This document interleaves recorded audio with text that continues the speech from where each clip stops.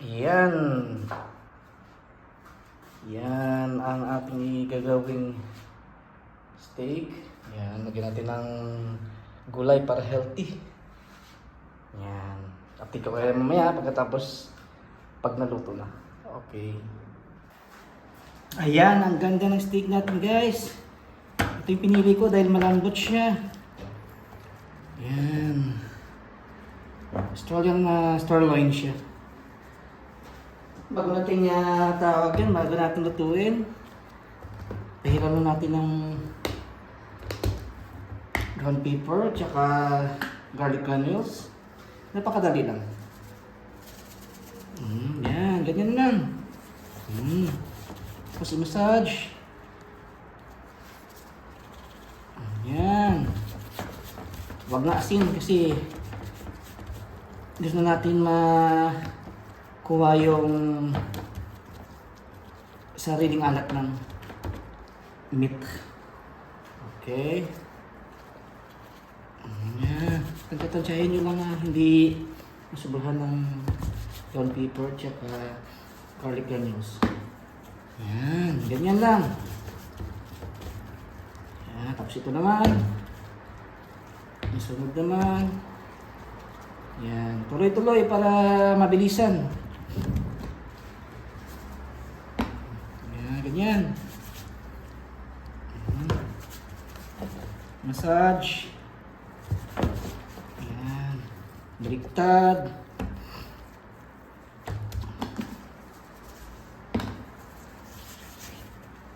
Diba? Napakadali lang. Nilutuin niyo sa sarili niyong bahay.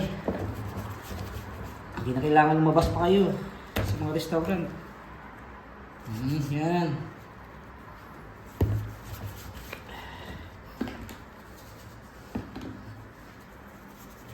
Garlic granules pa lang, malasa na siya. Sa paminta.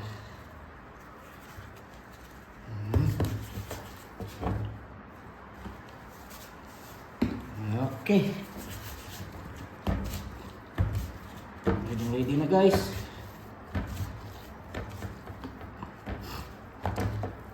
Okay. Maya makikita nyo ang ating finished product kung gaano kasarap, gaano kaganda. Sige, mamaya guys. Ayan, maghihiwa tayo ng carrots. Ito. Para itoppings natin sa steak mamaya. Para paano may gulay tayo na kasama ng ating steak. Mali lang. Kaya sa gitna. Yun. Slide lang. Ang dali luto. Nagisan. Ayan.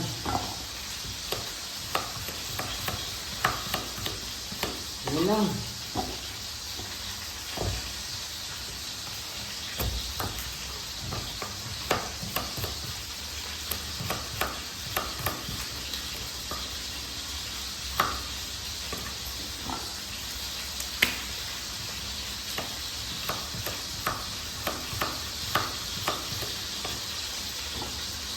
Tingnan natin para marami makakain ng gulay.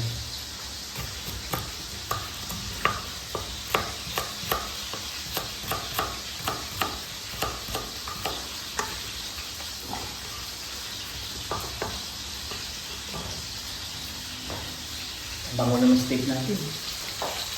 Oh, yan o. Nalabas yung sarili niya sa bak.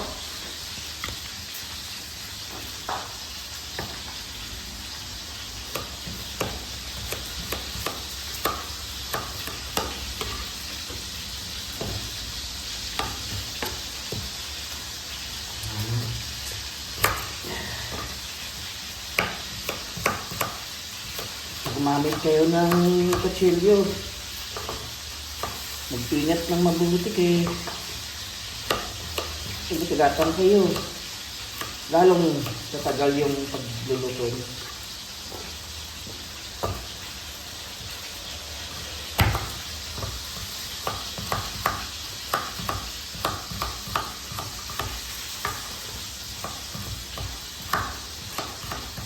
Ayan. Na. Ito napakadali. Meron na tayo dong broccoli, tsaka asparagus. Ihalo na natin lang yung mamaya. Sabay-sabay. Okay, tabayan mamaya.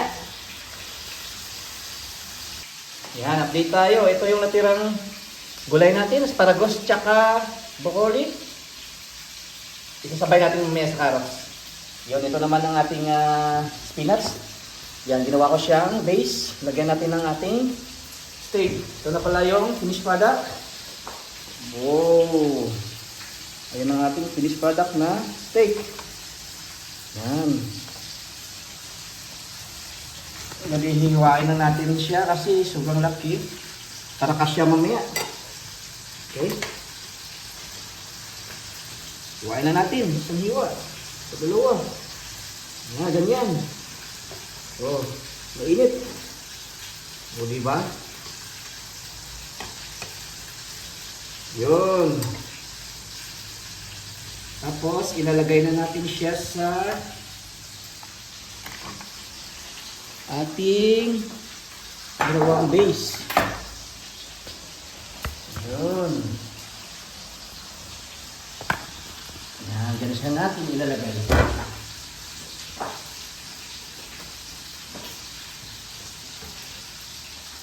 Yan, ganyan naman guys.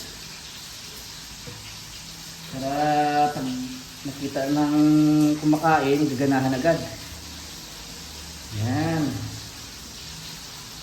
Yun. Yan. Yung tama lang maluto lahat. Tapos, may pang-toppings tayo dyan yung ating gulay. Okay. Okay. Ito yung second batch ng ating steak. Ang bilis, di ba? Yan. Gawin natin ay hiwain natin ulit ng maliliit. Para kasya sa atin. Yan. So, diba? Ayan. Napakaganda. Mayroong well done, mayroong medium rare. Mamili lang kayo. Ayan. Napakaganda. Ayan, ito medium rare. Okay, may dalawang batch pa. Sabayan na lang. Bali yung ano pala natin yung ang atin palang gulay, isasabay natin siya sa last batch para yung luto niya tamang-tama. Okay. Okay. Sabayan na lang natin yung patong batch. Buwan lang. Yan. Napakaganda ng steak. Yan ang well done. Ang na medium rare. Yan. Napakaganda. Yun. Bali may last batch pa tayo. Yun sa kanila natin lagay yung ating gulay. Okay. Yan guys, last batch na yan. Ilayin na natin camera ay baka masunog. Minit. Okay. Yun. Perfect. Yan. Perfect na pagkaluto. Yan. Sabi ko kanina, last batch, na natin lagay ang ating gulay. Lagay na. Yan.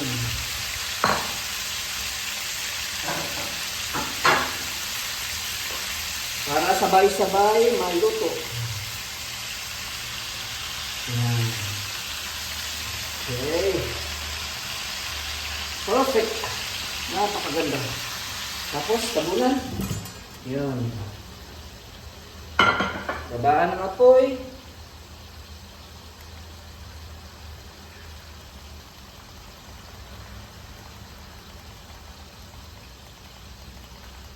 Okay, gawin natin low na lang siya. Nasa medium, low. Okay, update mamaya. Okay guys, habang inaantay natin ang ating steak na may kasamang gulay, Siguro mga 1 minuto luto na yan. Gagawa ako ng bagong recipe. Ito yung shrimp skewer. Ito is grilled lang siya. Ito siya. Yan, ito ang ating shrimp. Nabalatan na. Actually, binabad ko siya kagabi para manuot yung lasa. Binabad ko siya ng, ito lang napakadali garlic granules, black pepper, oyster sauce, lemon. Wala rin siyang asin Tapos, tawag yan. Ayun lang siyang binabad ko. Overnight siya. Yan. Tapos magagamit tayo ng simple stick para sa ating barbecue. Tapos yan, may green at saka red bell pepper. At ang ating pangpahid na may yung oyster sauce. Haluan natin ng black pepper at saka garlic granules. Okay, samahan nyo ako. Gagawa tayo ng shrimp skewer. Okay. Okay, umpisahan na natin yung paggawa ng shrimp skewer. Yan. Tutuhog na tayo.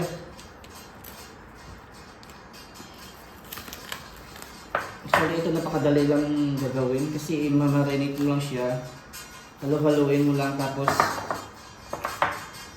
yun, tuhugin mo lang siya tapos kasama ng red at saka green bell pepper. Yan, ganyan. Ganyanin mo na siya.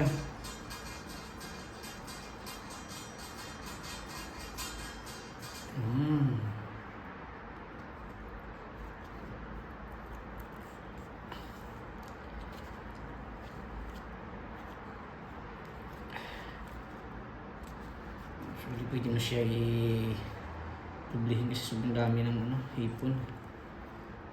Tapos pula sa dulo. Ayan. Habang gumagawa tayo ng nagtutuhog tayo, pinapainit na natin ang ating griddle pan. Diyan tayo mag-grill ng walang uling. Ayan, dito naman tayo sa green.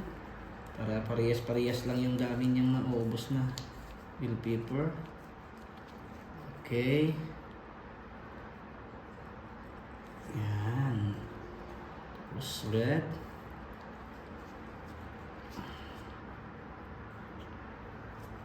Tapos pa.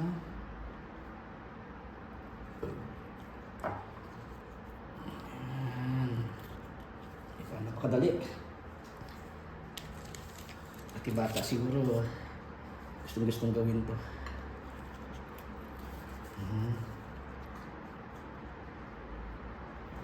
Ibang hipon maliliit. Bale. Hindi natin siyang i-sobrahan.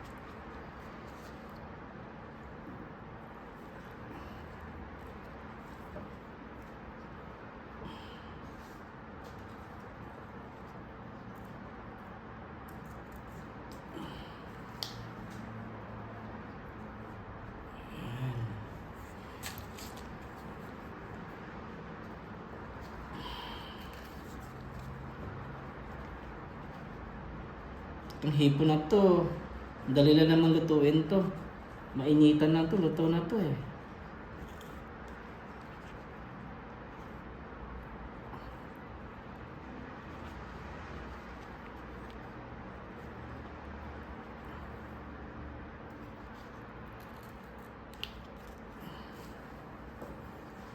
Okay, update na lang ako mamaya.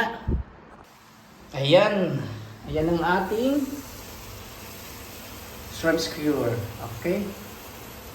Magpapahid tayo. Itong ating oyster sauce. Lagyan na natin ng konting garlic granules.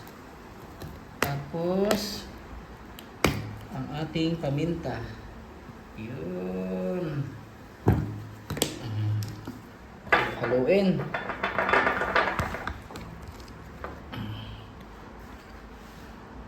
Yan, padali. Yun. Tapos, saka natin ipahid.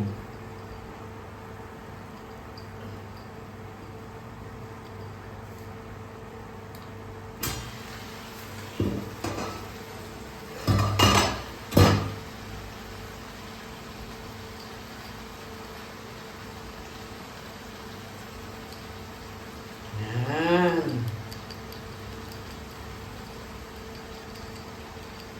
Okay. Yan naman. Sige. Update mamaya.